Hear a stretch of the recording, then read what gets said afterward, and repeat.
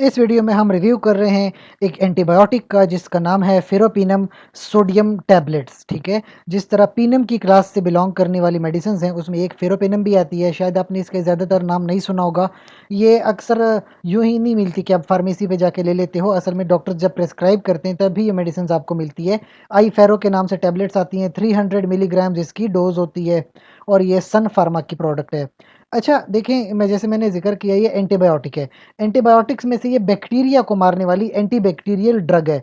ज़्यादातर जो बैक्टीरिया के इन्फेक्शंस होते हैं वो रेस्पिरेटरी ट्रैक के होते हैं, यानी सीने के इन्फेक्शन, चाहे वो अपर रेस्पिरेटरी ट्रैक हो या लोअर रेस्पिरेटरी यानी फेफड़ों के अंदर का इन्फेक्शन हो, या यूरिनरी ट्रैक का इन्फेक्शन हो, या जिल्द के ऊपर इन्फेक्शंस हो। इस तरह के इन्फेक्शंस को ट्रीट करने के लिए फेरोपिनम का इस्तेमाल किया जाता है।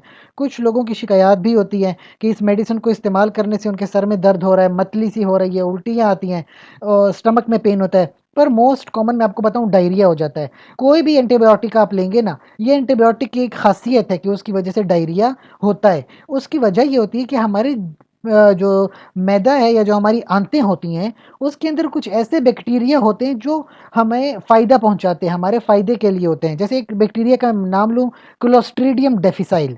ठीक है? जब तक क्लोस्ट्रीडियम डिफिसाइल होता है हमें डायरिया नहीं होता। अब होता ये है कि जब आप एंटीबायोटिक खा लेते हो तो वो एक तो बैक्टीरिया जो इन्फेक्शन फैलाते हैं उसको तो मार देता है, साथ में क्लोस्ट्रीडियम डिफिसाइल यूँ ही मर जाता है, क्योंकि उसके ऊपर भी तो ड्रग जा रही है। तो जब वो क्लोस्ट्रीडियम डिफिसाइल मर जाता है ना, उसकी वजह से फिर डायरिया हो जाता है। इसी वजह से जितने भी एंटीबायोटिक्स होते हैं अक्सर उनकी वजह से डायरिया होता रहता है। अच्छा एक और बात, फेरोपिनम जो है इसमें सर ज़्यादा चकराता है। तो क्योंकि सर चकराता है तो आपको थोड़ा एहतियात करना पड़ेगा कि जब मेडिसिन ले रहे हो तो कहीं जाके आराम से बैठ जाओ, थोड़ा आराम करो। ऐसा नहीं है कि फिर मार्केट में घूम रहे हो या गाड़ी चला रहे हो, ड्राइविंग कर रहे हो, तो फिर आपके लिए थोड़ा नुकसानदेह साबित हो सकता है। तो थोड़ा आराम से बैठ जाना चाहिए।